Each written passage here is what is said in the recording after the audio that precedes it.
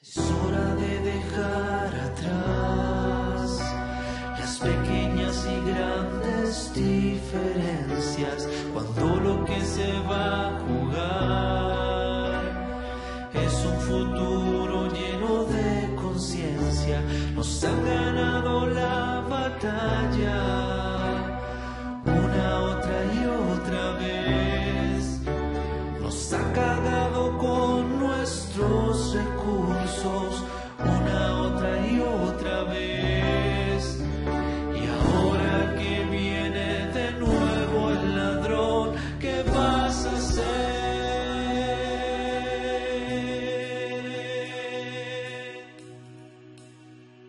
Una y mil veces hacen el mismo plan, aparentan virtud, con tu mente juegan.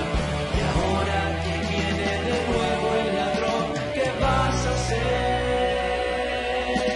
Sueño con un día en que mi hijo mirará la aurora de un futuro en libertad. Es hora de cansarse de repetir otra vez. Cuando llegue el tirano gritaré: yo rechazo.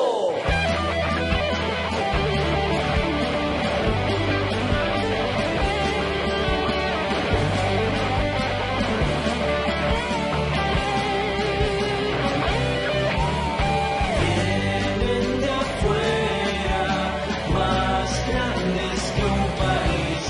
Te meten miedo con su violencia gris y te quieren contagiar del virus de la enferma dependencia a un esclavo abusador que les roba y les pide paciencia. Quieren crear un país donde nadie pueda conversar. Eso les dice que no tiene la razón para empezar. Y ahora que viene de nuevo el ladrón, ¿qué vas a hacer?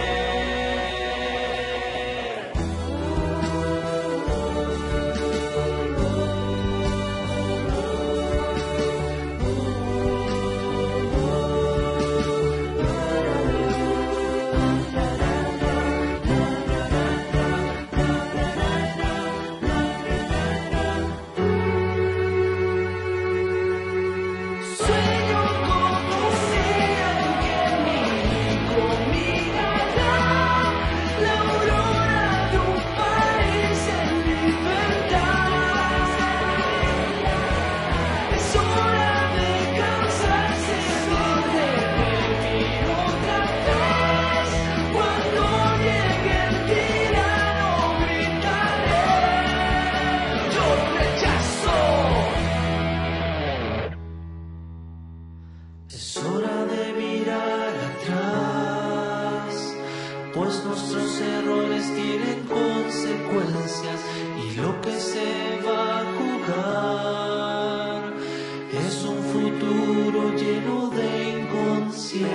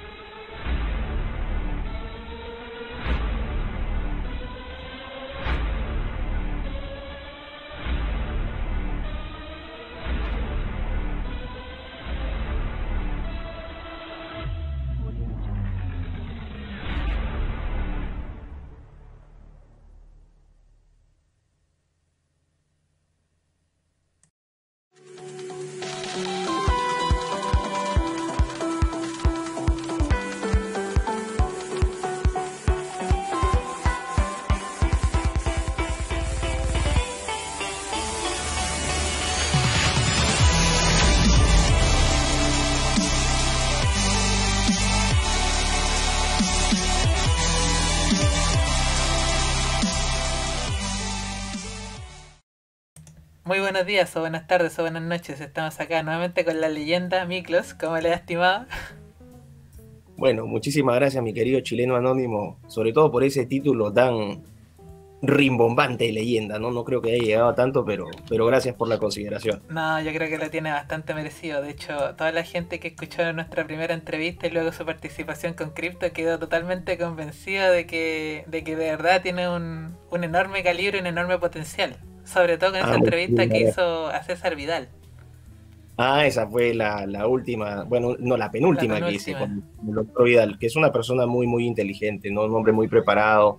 Siempre es un placer hablar. No estoy de acuerdo con todo lo que dice, pero ese no es el punto. El punto es que aporta siempre ideas nuevas y polémicas y es un hombre que es muy leído, entonces siempre es un placer escuchar a gente de ese calibre, ¿no? Así que contento por ese lado. Y con respecto a cripto, si es que está viendo, que le haga más promo a mi entrevista, ¿no? Porque la metió así medio subterránea, no la ha promocionado tanto, así que No, si es que lo pero, está... no, pero lo ha hablado de usted varias veces, po.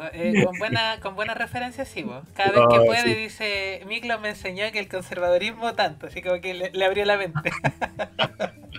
No, un abrazo para Crypto también, que lo pasé muy bien en su entrevista y bueno, para mis amigos en Chile, que yo tengo muchos en realidad, ¿no? Chile fue mi segunda casa durante varios años, así que yo a Chile le tengo un gran cariño.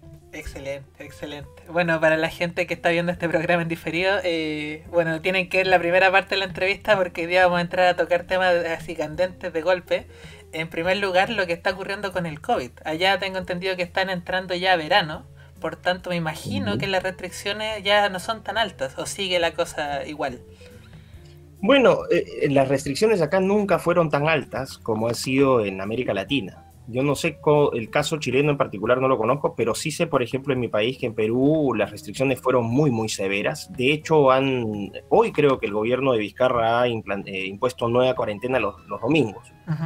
¿no? Por el alto número de casos, supuestamente, ¿no? De casos de infectados. Sé que en Argentina las medidas también han sido draconianas, en República Dominicana, en Colombia, medidas muy duras y que no han surtido gran efecto tampoco. Acá en Europa, por lo menos en el Reino Unido, uno no tiene estos confinamientos criminales.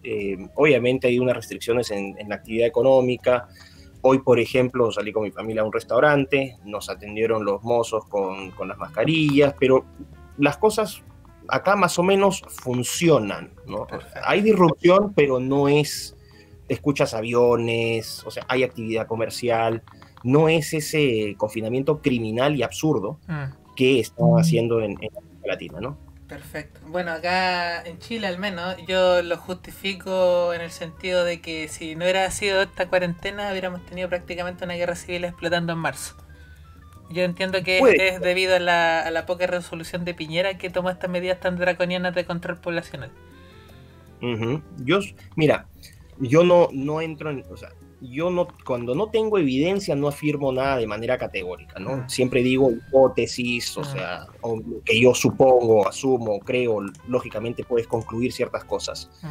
pero para mí, de partida no me da confianza esta idea de que todos están muriendo por COVID, No, para porque nada. ya se ha dado información ya sobre los protocolos de la OMS, de cómo inflan números generando incentivos también.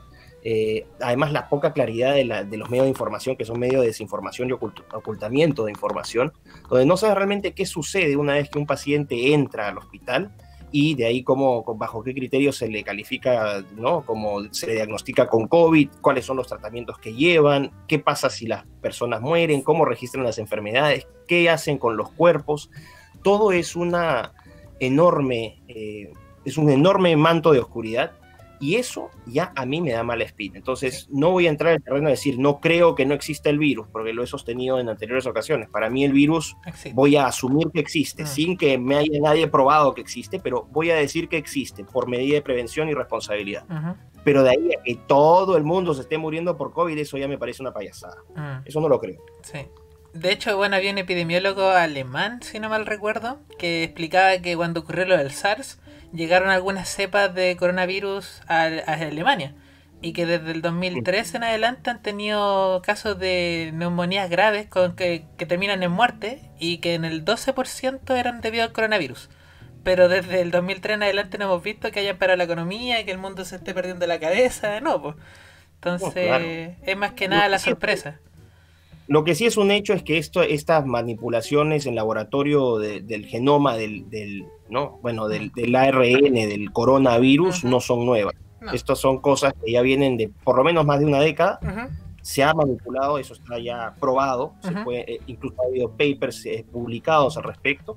Así que esto que ha surgido espontáneamente, esto ya venía de antes. Sí. Esto ya venía de antes. Sí, pero bueno, no sé si usted vio la película Contagio, esta que salió hace un tiempo en el cual había un virus mortal que se transmitía por contacto, que también era entre un virus de murciélago que infectaba un cerdo y ese cerdo tenía el virus, era como una gripe porcina con murciélago y era en China. Claro. ¿Y qué es lo que hacían en esa película? Que lo peligroso del virus era la tasa de mortalidad. Y lo que hacía uno de los investigadores era modificar el virus para que fuera menos contagioso y así poder estudiarlo. Y yo creo que eso fue lo que trataron de hacer en China, o sea, bajarle la tasa de mortalidad, porque el SARS, el original, mataba a 7 de cada 10. Y ahora la tasa de mortalidad es ínfima, pues entonces, claro, para poder estudiarlo bajaron su tasa de mortalidad, pero al mismo tiempo al hacer eso aumentó la tasa de propagación. Y eso es lo que hemos visto. Puede ser. La otra hipótesis podría ser que en realidad lo que han estado tratando de hacer es enriquecer virus con fines bélicos, ¿no? Sí. Porque eso ocurre, ¿no? Las armas biológicas, ahora en esta época de CRISPR, el cielo es el límite, puedes hacer miles de cosas. Entonces yo creo que se les pasó la mano enriqueciendo este virus y se les soltó y... Bueno, no sé. Aquí estamos especulando, hay que dejarlo claro para que no haya problema después, ¿no? Claro. Pero sí podemos concluir, tú y yo y mucha de la gente, de los amigos que nos están viendo, es que acá hay gato encerrado. Sí, totalmente.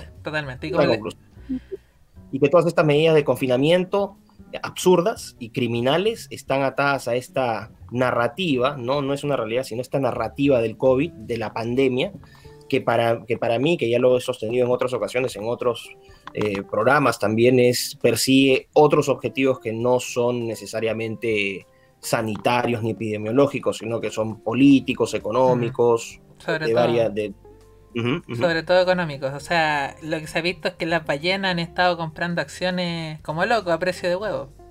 Algo que así es brutal, bueno. Sobre todo China. Zuckerberg acaba de integrar por primera vez el club de los centibillonarios, ¿no? Se ha unido a Gates y a Bezos. Ahorita Zuckerberg también tiene una fortuna estimada de más de 100 mil millones de dólares. Las acciones de Amazon han subido, o sea, todas las acciones de los gigantes tecnológicos han subido. Desde el 23 de marzo tú ves ahí un pico que empiezan a subir radicalmente y algunas han superado incluso los picos históricos que han tenido en el último año y medio. O sea, nuevamente, ¿no?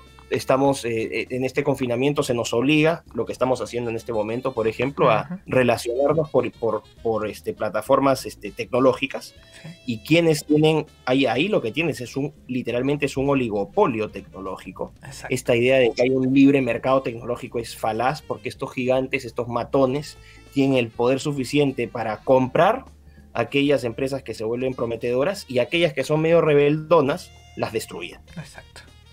Así que acá por eso es otra crítica también ahí de refilón, ¿no? A esta idea de liberalismo que está diciendo que dejen que el mercado fluya. Es absurdo. El mercado, en el mundo de la tecnología, de los gigantes tecnológicos, el libre mercado es una mentira, no existe. Sí, de hecho. Hay el tipo de Fox, Turner, bueno, él tiene un video diciendo por qué deje de ser libertario. Y justamente era por estas grandes plataformas digitales y el control que tienen sobre las noticias, cómo las manipulan de forma monopólica. ¿No estás hablando de Tucker Carlson? Tucker Carlson, eso. Tucker Carlson, muy valiente el hombre, ¿no? Eso. Claro, efectivamente. Nuevamente, es tratar de acomodar la teoría, tratar de ajustar la realidad a la teoría. Pero la teoría te dice una cosa y la realidad te dice otra. El caso del oligopolio mediático también es clarísimo, ¿no? Y te das cuenta que el discurso es exactamente el mismo, los objetivos políticos, o sea, los enemigos son los mismos, los que intentan promocionar son los mismos, y tú dices, esto a escala global es imposible que sea espontáneo. Exacto. Es imposible que sea espontáneo. Exacto. Así que, bueno, podemos concluir en esta parte que aquí hay gato encerrado y que Ahí no sé qué puede pasar más adelante con el tema de las vacunas, la gente ya está medio estresada con eso, con razón también desde mi perspectiva, ¿no? Y con la pérdida de nuestra privacidad y de nuestras libertades, ¿no? Que también es otro tema que está ahí rodando la cabeza de mucha gente. Exacto, y justamente el siguiente tema que tenía pensado para el día de hoy, porque es un tema que a mí me apasiona mucho, que tiene que ver con el Internet de las cosas, que obviamente va a ser potenciado con el 5G. Porque si hay algo que siempre, el sueño húmedo de los movimientos socialistas siempre ha sido el control de la información, ¿ya? Porque la única razón por la que el socialismo no funciona, entre otras cosas el de pierde la libertad, el hecho de que no tienen la capacidad de manipular tanta información ni de procesarla. Pero ¿qué pasaría si, por ejemplo, todos nosotros tuviéramos refrigerador inteligente y nosotros dijéramos ya, nosotros queremos tener tantas zanahorias, tantos pepinos, tantas cebollas, tanta mantequilla, y que se fuera configurando de forma tal que cuando eso faltase, mandar una orden por internet al supermercado para que nos trajera por Corner Shop lo que nos falta y dejarlo programado?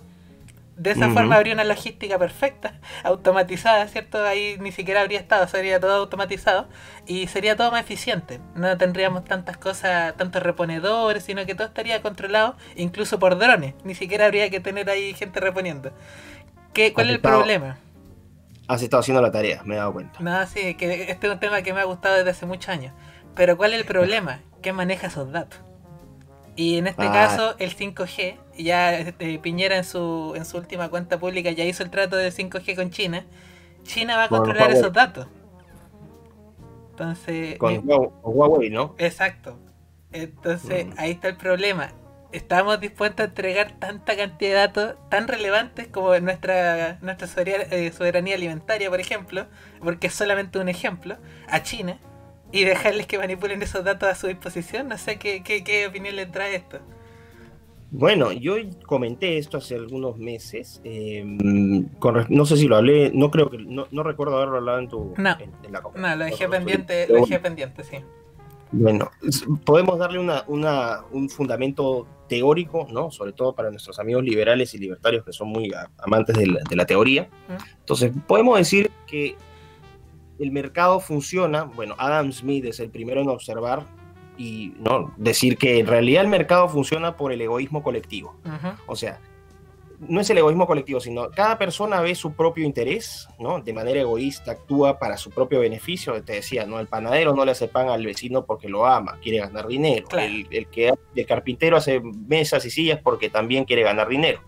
Pero el punto es que a medida que vamos acumulando, agregando estos egoísmos individuales, lo que sucede es que ahí entra supuestamente esta mano invisible, ¿no? Que de manera orgánica y automática va regulando, según oferta y demanda, las necesidades del mercado, las necesidades de los demandantes y las exigencias a los productores, a los oferentes. Exacto. Entonces, la idea aquí es que cada uno entonces empieza a tomar un rol.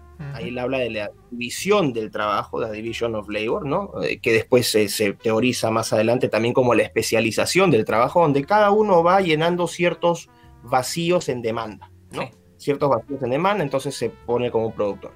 Y de estos egoísmos colectivos, ¿no? Surge la riqueza de las naciones. Exacto. ¿Por qué? Porque cada uno va a generar su propio capitalcito, pero a partir de lo local, de esas interacciones locales, a través de esta mano invisible, donde el flujo de la información, aunque ojo, Smith no menciona el concepto de información, él simplemente está hablando de los egoísmos, ¿no? Esto hace que se acumule riqueza. Entonces, por eso, The Wealth of Nations, la riqueza de las naciones, parte de estos egoísmos agregados. Exacto. La misma observación la hace Hayek, unos años, más de 2 siglos después.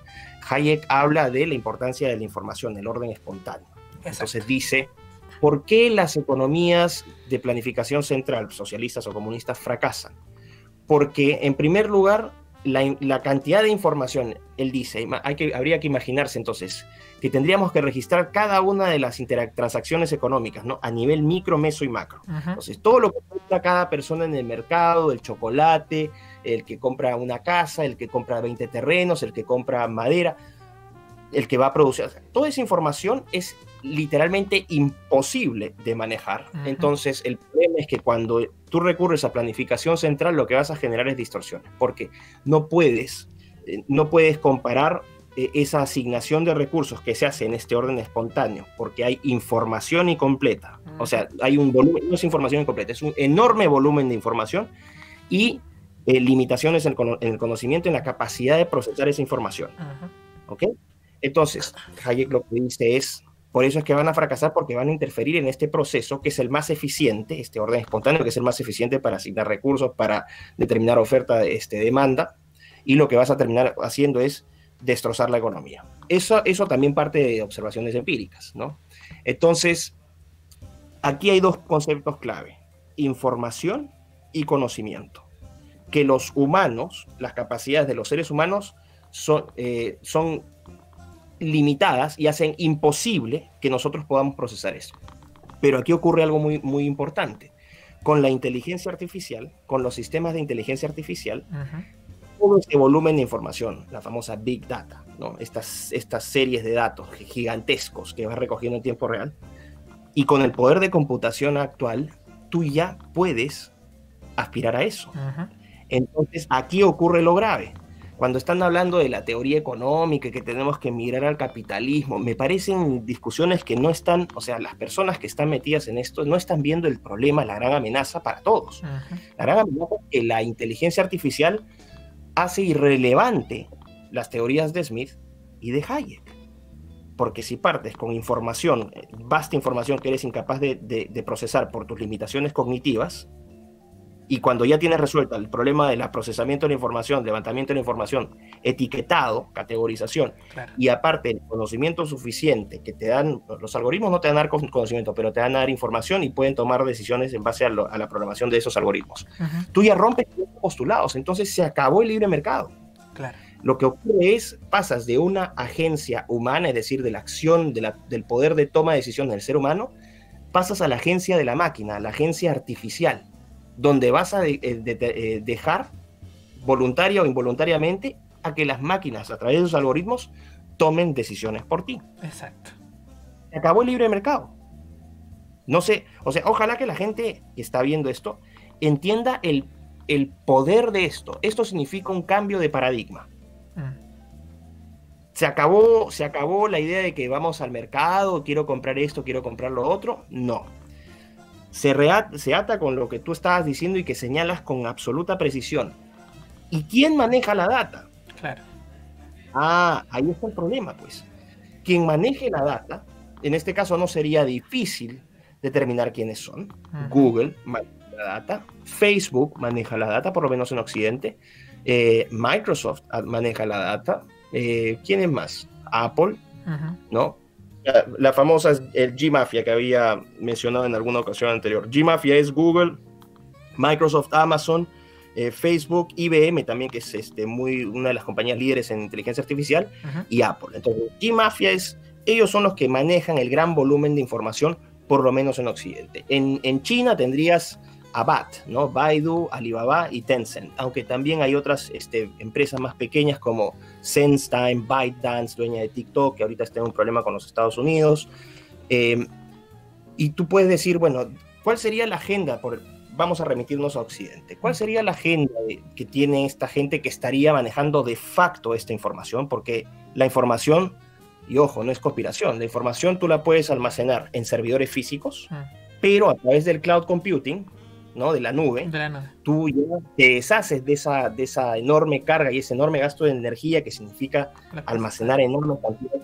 Creo que son 166 zettabytes, que es una brutalidad de información que se está generando, ¿no? Acá en el 2025.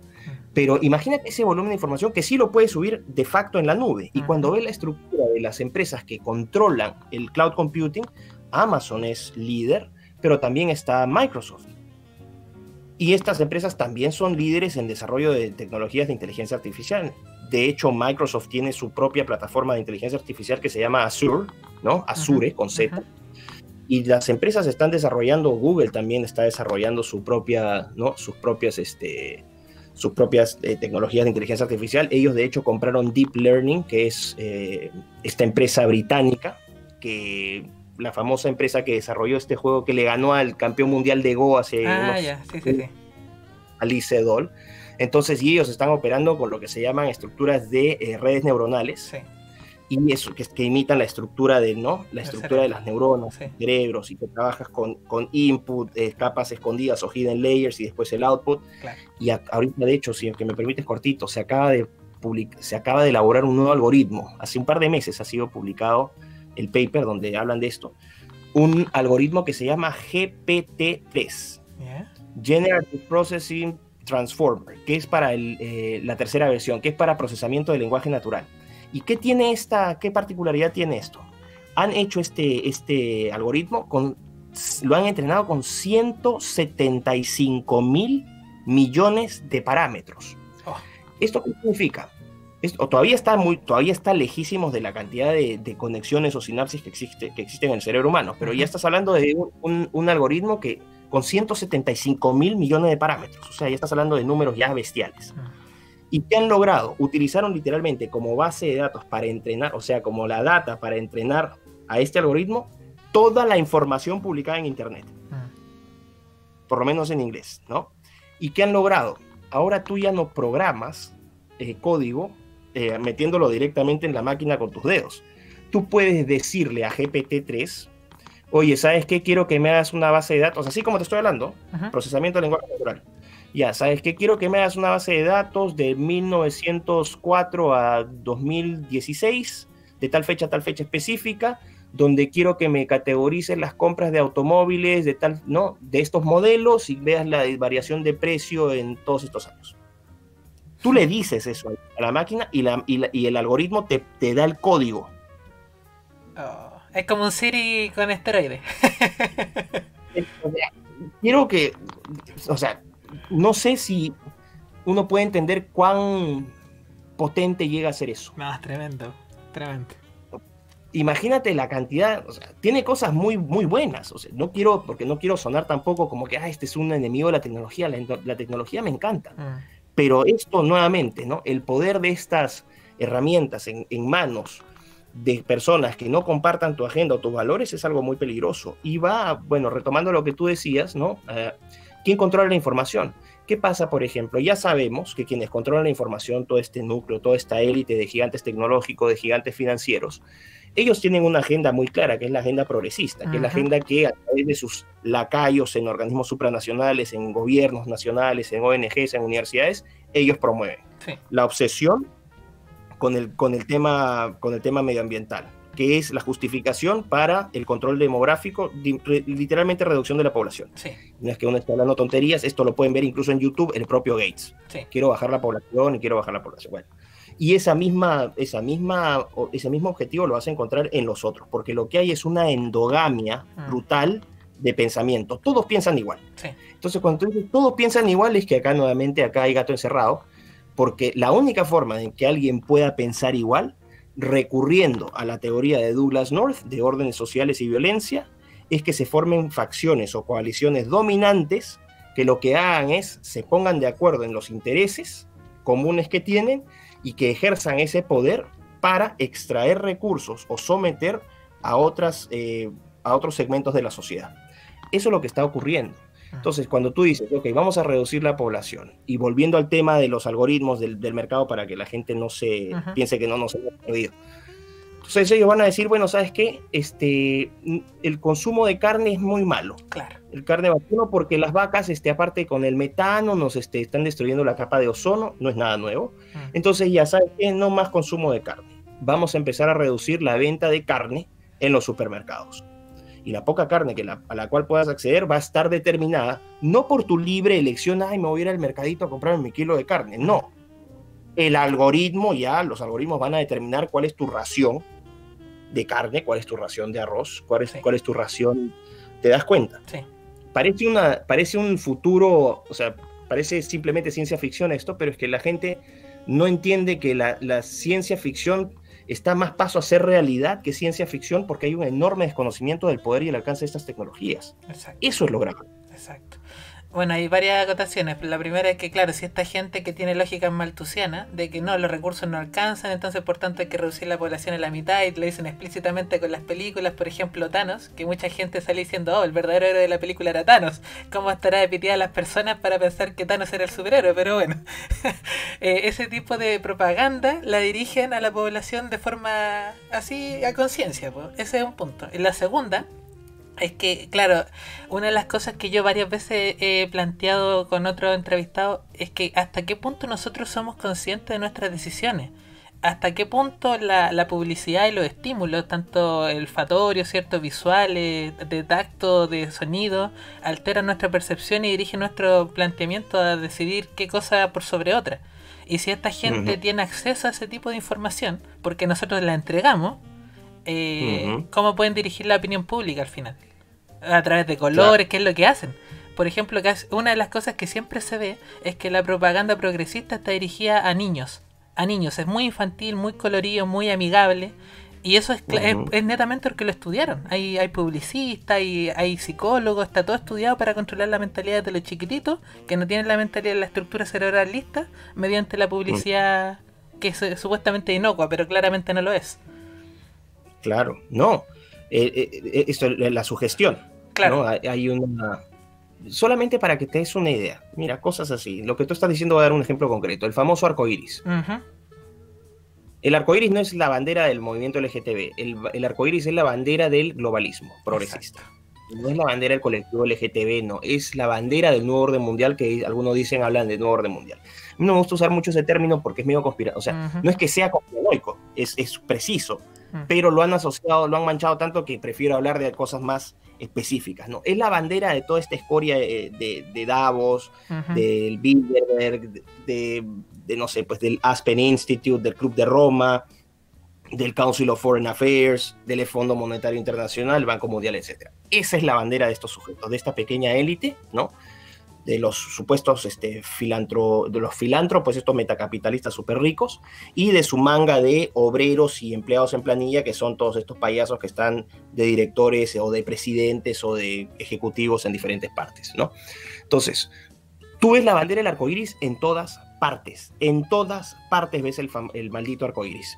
Y fíjate, en las computadoras de los gamers, claro, cuando pones los luminosos, sí, en la bandera del arcoíris, todos los días está, sí, y eso es nuevamente es bombardeo, ¿no? Es como cuando te repiten una imagen 1.000.000 de veces así, tac, tac, tac, tac, tac, sí, y te la terminan clavando en la cabeza. Sí. Entonces, claro, y el caso que tú mencionabas, las películas, Hollywood ya desde hace varios años ha sido un instrumento de adoctrinamiento. O sea, cuando la gente ve a Iron Man, ¿no? O sea, lo que tú hablas de Thanos, la Liga de la Justicia, todas estas cuestiones de superhéroes, estas películas donde se mezcla lo humano con lo extraterrestre y con lo humanoide, los cyborgs, todo esto es nuevamente adoctrinamiento. ¿Por qué? Y aquí voy a dar, probablemente porque voy a sacar un video ya, ahora sí ya está saliendo mi video sobre filosofía biopolítica, bueno, donde yo sostengo que estamos realmente, y producto de lo que hablábamos del liberalismo y ¿no? Esta idea de que la inteligencia artificial de facto puede acabar con esta idea del libre mercado, cómo estamos cambiando hacia nuevas ideologías políticas, ideologías económicas e ideologías en realidad de cómo se concibe al ser humano. Claro. Cuando tú ves o tratas de explicar el siglo XXI, que es el estamos viviendo ahora, y que era lo que yo conversaba, bueno, Vidal lo planteó, yo no lo planteé en esos términos, pero llegamos a la misma conclusión. Las categorías ideológicas del siglo XVIII, XIX y XX ya no sirven para explicar la realidad.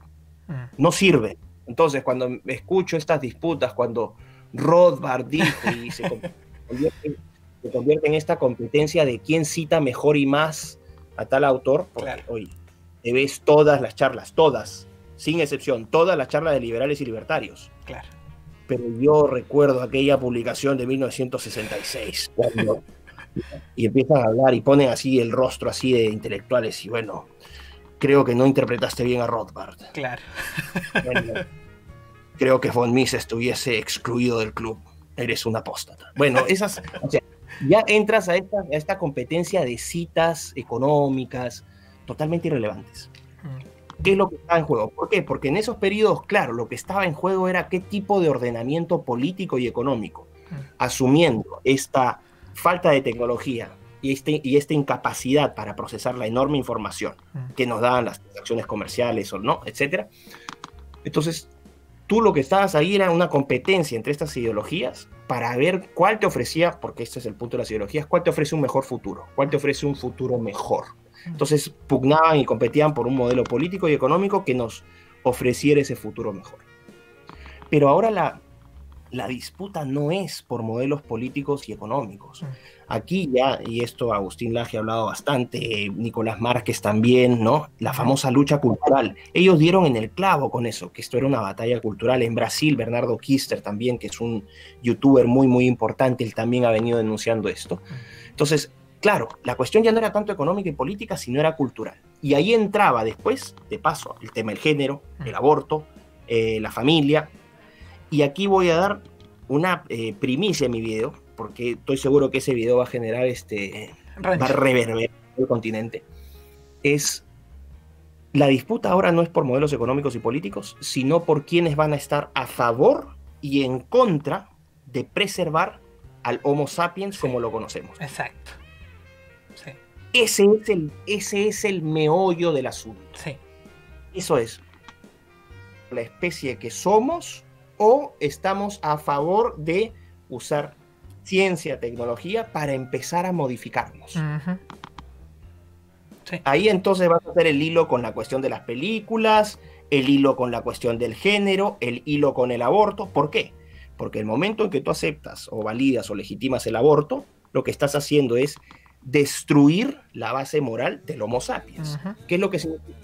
Transformas al humano, al Homo sapiens, no en un sujeto, sino en un objeto. Y al transformarlo en un objeto, tú con los objetos puedes experimentar. Hacer lo que sea, sí. Ya está ocurriendo. Sí. La hormonización, las terapias de hormonización para los niños trans, ¿no? Esta destrucción de los modelos de ordenamiento social que nos han acompañado durante siglos. La familia, que es la institución humana más exitosa de la historia, claro, destruida porque el concepto de familia contraviene o choca con esta idea de soberanía individual para modificarnos. Y esto es lo grave. Entonces aquí vas a tener dos líneas, y por eso es que yo digo, pucha, que no sé si has sabido esta disputa de que ha habido hace tiempo entre, por ejemplo, Agustín Laje y Gloria Álvarez. Sí. Entre los liberales están, ay, que no deberían pelearse, porque todos somos amigos y nos tenemos que amar, y que esto que el otro. No están entendiendo lo que está pasando. Claro. Lo que está pasando es lo siguiente. Tú cuando dices, por ejemplo, liberales, ok, yo soy liberal porque defiendo el mercado, defiendo la libertad individual, estoy en contra de los estatismos y los colectivismos, y yo creo que tengo el derecho a hacer conmigo lo que se me dé la gana. ¿Ok? El liberal o ese liberalismo, ese libertarismo parten de una posición de neutralidad moral, y la neutralidad moral es sinónimo de relativismo. Exacto. Cuando tú eres relativista, nuevamente, y eres hiperindividualista, tú lo que vas a hacer es abogar por la agenda progre. ¿Cuál es la agenda progre? La que ya hemos dicho, aborto, medio ambiente, la que la gente ya sabe. Sí.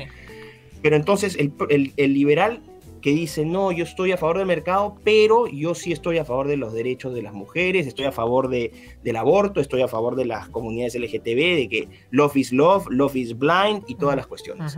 Este liberal al final termina siendo funcional al progresismo liberticida, ¿no? Y degradante que hoy se está tratando de imponer. Y con ese tipo de liberalismo no puede haber unión. O sea, dejen de soñar que va a haber una unión entre las posiciones de gente que, por ejemplo, siga a Agustín Laje, o la gente que siga a Nicolás, o la gente que me siga a mí, versus, por ejemplo, la gente que siga a Antonella Martí, que siga a Gloria Álvarez. Aquí también, por ejemplo, y esto me dio una muy buena espina porque yo siempre he tenido fe, Axel Kaiser, ¿no? Axel Kaiser, un liberal muy conocido allá, chileno, ¿no? Sí. Muy conocido. Sí. Axel Kaiser, inteligentemente, no sé si por convicción o por cálculo, no puedo determinarlo, pero el resultado es el mismo. Él asumió una posición de defensa del Homo sapiens. Sí. Se desmarcó del tema del aborto. Hace poco incluso publicó una columna al respecto. Sí. Milei, Javier Milei en Argentina, lo mismo. Él se desmarca del tema del aborto. Claro, no puedes tener libertad si no tienes persona. Punto. Claro. O sea, se rompe solo el tema, ¿no? Humano. Claro, pero aquí va la cosa. Esta es la cuestión. Vas a tener entonces a quienes vamos a defender al ser humano y la forma como ese ser humano se organiza social y culturalmente, versus aquellos que van a decir viva la ciencia y la tecnología, la modernidad, abajo los católicos son unos fanáticos religiosos medievales, vamos a utilizar un cóctel de medicina, o sea, de ingeniería genética, de tecnología de titanio, trasplantes, y nos vamos a convertir en superhombres. Eso te hace necesariamente no creer en Dios. Por eso es que el cristianismo es un objetivo tan claro, porque el cristianismo es una base, es la base moral del Homo sapiens. Exacto. Entonces, y aquí vas a tener entonces la gran división. ¿Estás a favor de alterar al Homo sapiens o estás a favor de defender al Homo sapiens? Y ahí viene mi famoso video. Yo he establecido ya categorías de investigación, o sea, categorías o posiciones ideológicas que van a demostrar variaciones dentro de los que aprueban y dentro de los que rechazan. Y para darte un resumen, un pequeño adelanto, aquellos que estén a favor de cambiar la condición humana, obviamente son los, por ejemplo, transhumanistas. Exacto. ¿No? Pero también vas a tener una versión más moderada, que son los bioprogresistas. Y dentro de los transhumanistas vas a tener, por ejemplo, a los tecnolibertarios, a los tecnoliberales, a los tecnoprogresistas, y vas a tener facciones un poco más extremas, como los singularitarios y los posthumanistas. Suena japonés para la gente, pero prometo que mi video va a salir y lo van a entender con claridad. Y por el lado de los que vamos a defender, yo estoy del lado de los que defiende la condición humana, la experiencia humana tal cual la conocemos para Homo sapiens. Estamos en ese lado, vamos a ser bioconservadores. Esa es la gran pugna, y por eso vas a encontrar a progres, ¿no? Y liber progres, y comunistas, y socialistas, tratando de reventar esto, porque aquí viene el punto. La única diferencia entre un liber progre y un progre, ¿no? Un progre zurdo, es que yo digo, yo amo el mercado y te odio porque tú amas el Estado. Exacto. Y el otro, yo te odio porque tú amas el mercado y yo amo el Estado. Sí.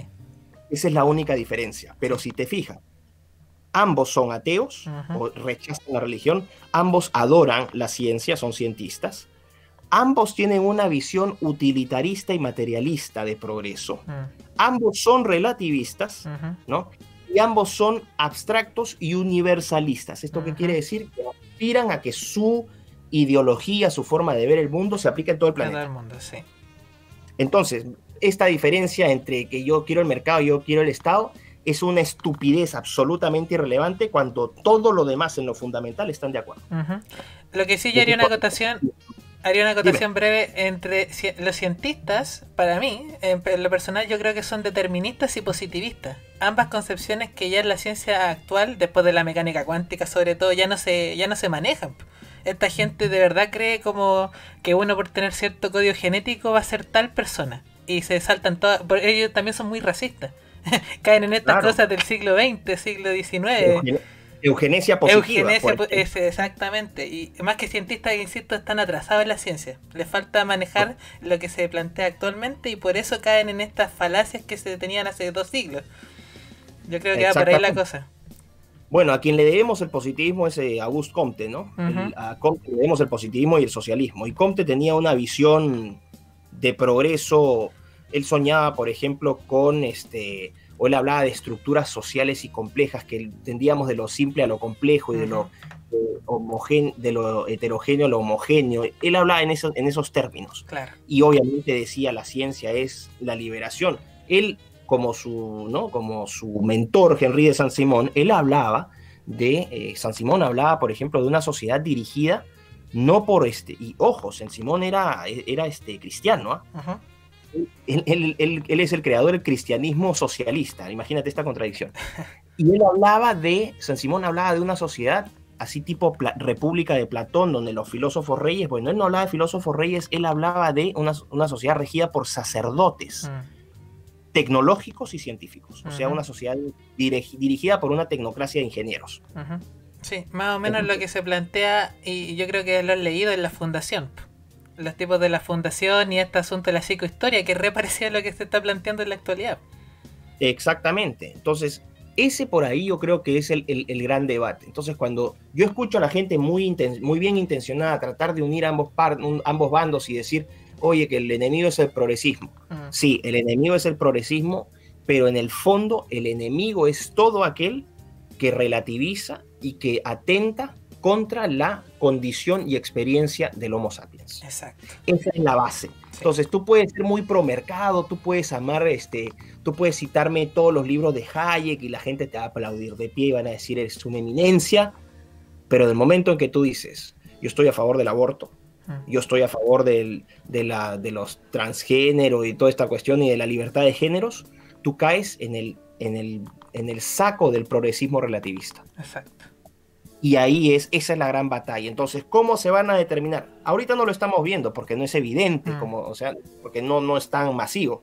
Pero cuando empiecen porque están soltando pepitas, que sacaron un ratón con células humanas, o que crearon un mono que tiene 4% de células humanas, o que están experimentando con cerdos para hacer trasplantes de órganos en personas. Sí. De a gotitas te están tirando, aparecieron gatitos fosforescentes. Ah, qué lindo, ¿no? Mira, han mejorado perro, ya perro ya no... Te das cuenta, de a poquito nos van soltando las cosas, pero sigue el bombardeo con las películas. No es normal que una mujer se enamore de un hombre pescado, claro, ¿no?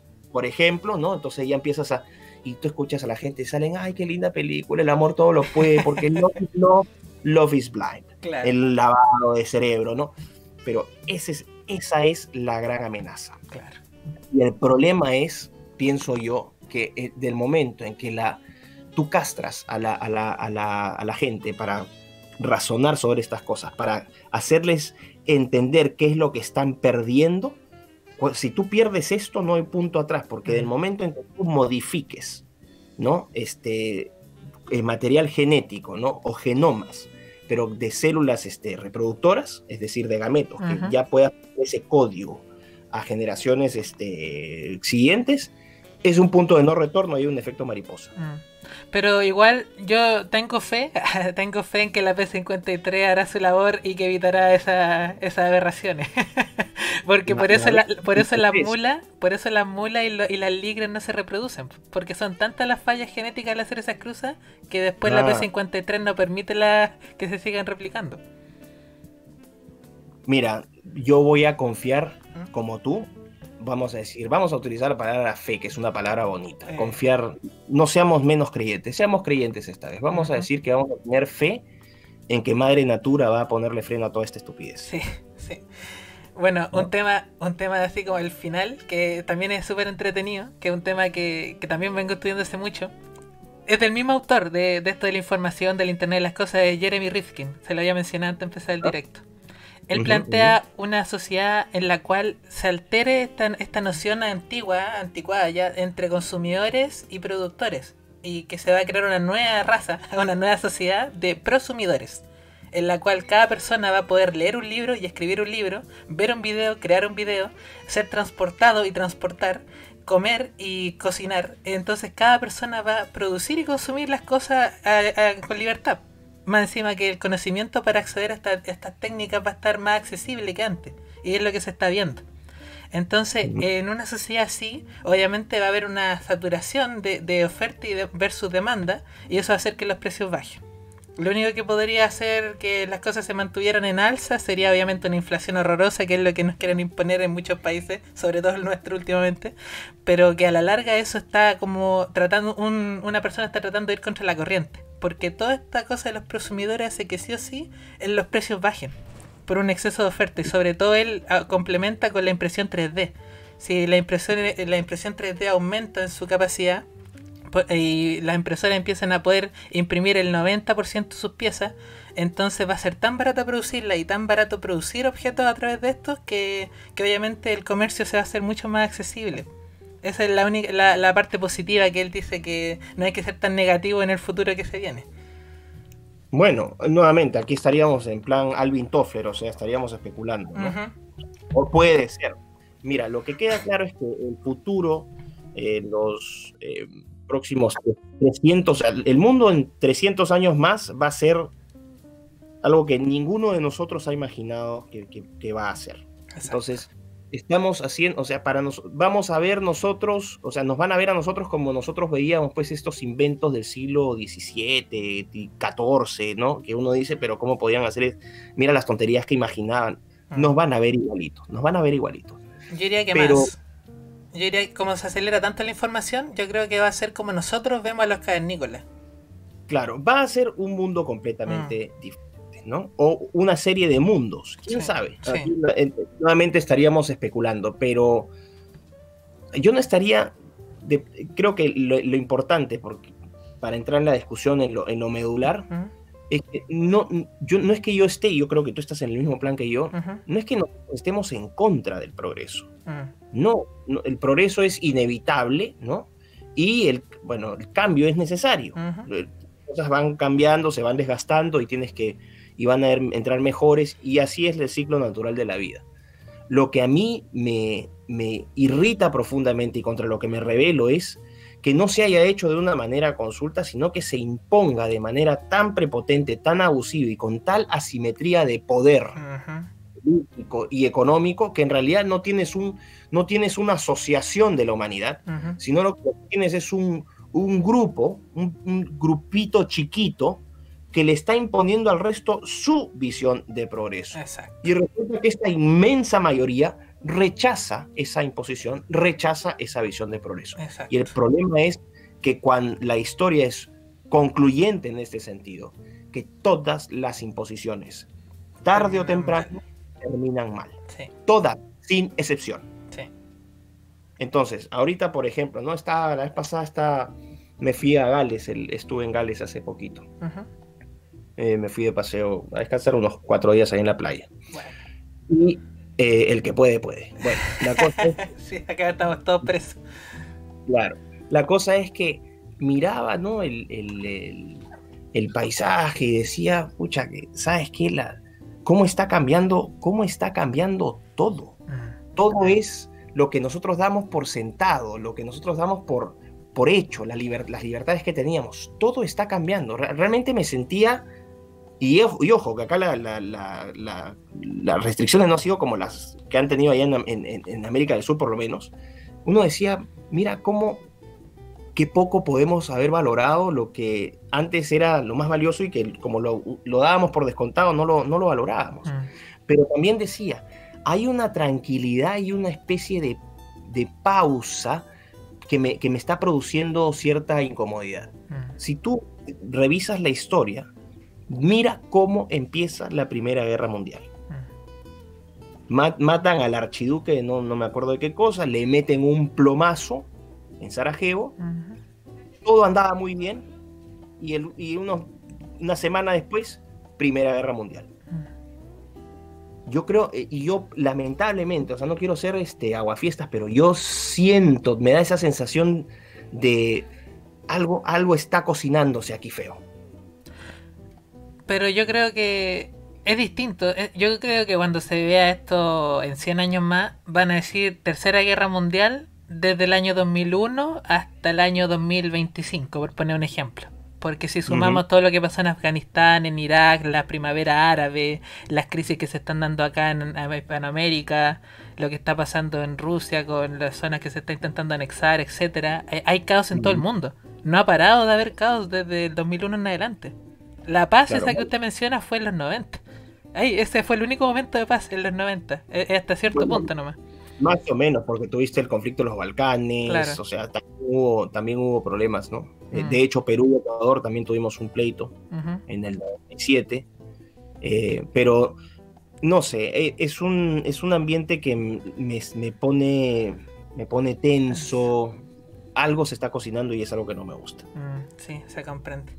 Bueno, como tema solo de cierre, mencionar que lo del transhumanismo, una de las cosas más delicadas va a ser cuando empiecen a patentar los códigos genéticos, que es lo que le comentaba fuera directo, que es lo que hace Monsanto, y que con eso tiene derecho absoluto para manipular sus plantas, las que va alterando.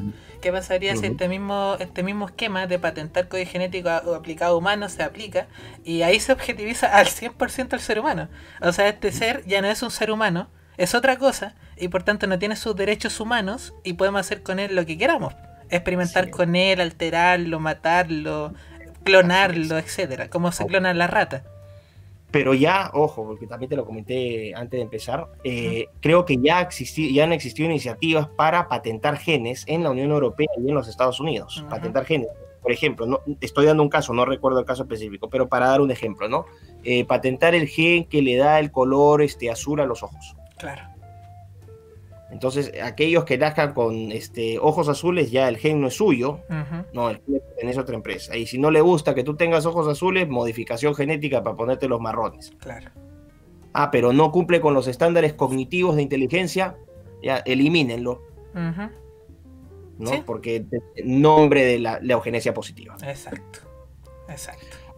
O sea, realmente estamos en un momento, la conclusión de esta conversación es que no hay conclusión. Claro. La conclusión es que realmente estamos en un mundo totalmente abierto a miles de cosas que quizás no podemos imaginar en toda su dimensión qué impacto van a tener, pero sí puedo decir o puedo afirmar que lo central aquí ya no es estas disputas políticas y económicas. Creo que esa sería con lo que yo sabía, mi punto aquí es que empiecen a investigar y empiecen a centrarse en qué parte van a tomar, si es defensa de la condición y la experiencia humana como la conocemos del Homo sapiens, o si están dispuestos a meterse un cóctel de genes, o sea, de genes, prótesis, hormonas, etcétera, exactamente. Sí.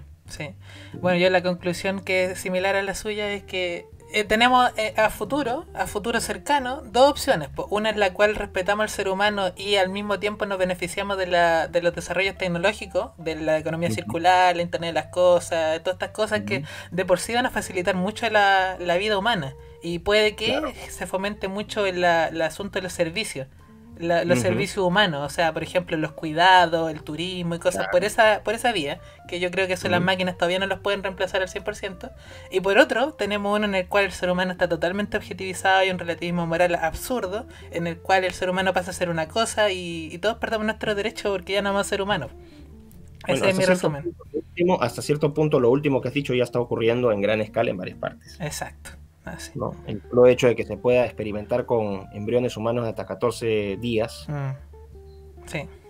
Es abiertamente lo que tú dices, ¿no? Que se pueda abortar a niños Down en Islandia por ley.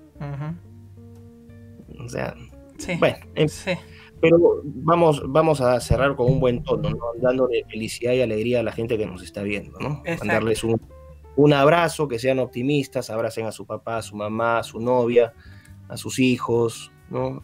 Sean felices, coman su rico curanto ahí en Chile, ¿no? Su rico curanto, su poroto con rienda, su rica empanada de pino, su ensalada chilena y todo lo demás. Excelente. Bueno, estimado, lo último que me queda, pedirle un saludo a las chicas, ¿cierto? Que la siguen, Viviana, las chicas de buena facha ahí, que siempre me dicen, ¿cuándo es la próxima entrevista con Miklos? ¿Cuándo? No, a todas ellas, muchísimas gracias. Realmente el apoyo que me dan es increíble. Sin ánimo de ofender a nadie, porque no quiero ser injusto, pero recuerdo, Viviana siempre me escribe, siempre me manda mensajes, siempre me difunde mis mensajes, hace sus dibujitos, así que a Viviana, en representación de todas las personas que me están apoyando allá del grupo de la Liga Científica, tengo entendido que es. Sí. A todos los muchachos de la Liga Científica, no de la Liga de la Justicia. No. Darles un fuerte abrazo a Viviana, muchísimas gracias por apoyarme siempre. Y bueno, a ti también, pues mi querido chileno anónimo, ¿no? Por darme esta tribuna, siempre es un placer conversar acá. Ya creo que se está haciendo ya una mala costumbre, no, una buena costumbre. Excelente. Así que nada, pásenlo bien, un fuerte abrazo para todos ustedes, gracias por su invitación, siempre han sido muy cordiales conmigo. Y nada, simplemente síganme, pues, a los que no me conocen en mis redes, si es que quieren, obviamente, ¿no? Estoy creciendo. Excelente, muchas gracias, estimado. De verdad fue una excelente charla y ojalá tenerlo ahí para una tercera oportunidad a tratar más temas de contingencia, que mucho que se necesita. Es posible, pero yo creo que en base a mi crecimiento ya creo que vas a tener que hablar con mi secretaria y cobro en dólares y en euros. Excelente. Cuídese, estimado. Nos vemos la próxima. Chao, chao. Chao, amigo, cuídate.